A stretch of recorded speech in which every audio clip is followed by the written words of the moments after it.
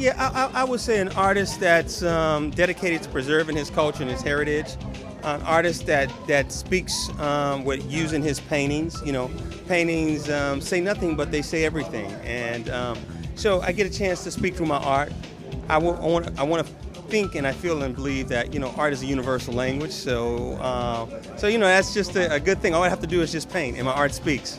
Alan Simeon asked me if I would come out and showcase and help embellish the environment. Since I'm an artist that's recognized for preserving our culture and our heritage, and so I said, why not? So I've been painting full time as a professional artist for close to 25 years.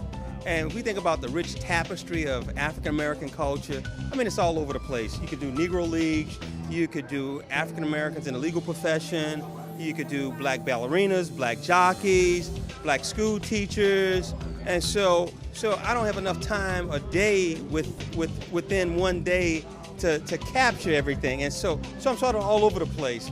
So it's a pictorial narrative, it's a montage of that rich tapestry of African American culture, and so that's what I try to project. There's a lot of art in me. There's a lot I want to say, and I use different styles to sort of make that happen.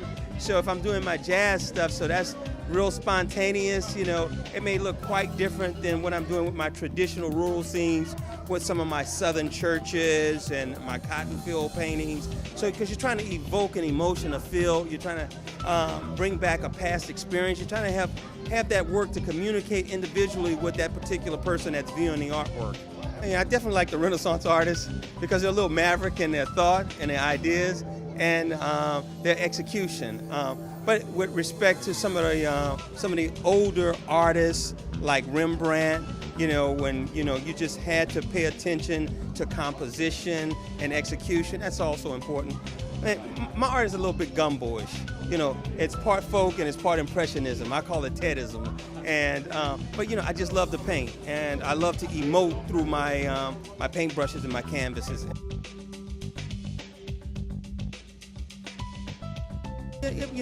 Education, formal, informal, is always a continuous process. I got my degree in chemistry. I worked as an environmental chemist for 8 years, but I've always been an artist my whole life. I lived in New Orleans, and I had a chance to be in the French Quarters, and on the weekends I just go there and sit with the artists. This little kid, about this size, with the same size shoe, and I had 1,000 questions. And they were more than kind to sit with me, and just impart what they knew about art. The business, the execution of paintings. The anatomy of a painting. And I was just like a kid. I was a sponge. It interests me. My passion was here, and now I get to leverage my passion and be purposeful about it.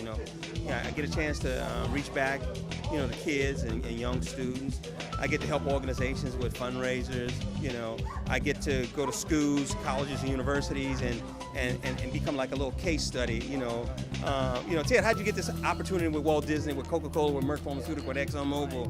You have no business degree. I say, well, your passion will make ways. Sometimes, you don't need those other skill sets if you let your passion lead you in a way. And so anyway, my art's my magic carpet.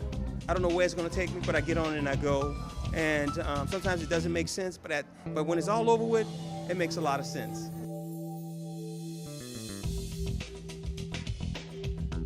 Yeah, part of my bucket list is to hopefully, get an opportunity, an audience with the Smithsonian. I'd like to see one of my pieces in the permanent collection of the Smithsonian, particularly the new African American Museum that's coming online on 2015 when they're going to open up the doors. I like to hopefully get some funding to do some art advocacy on cultural enrichment. Improving people's self-worth through art, and whatever I can, because art offers that. It offers everything that you need. I can speak to you politically, I can speak to you socially, culturally, academically, historically. Everything that you want is in this wonderful treasure, and it has availed me a lot of opportunities. It has enriched my lives, my family, and my friends as well.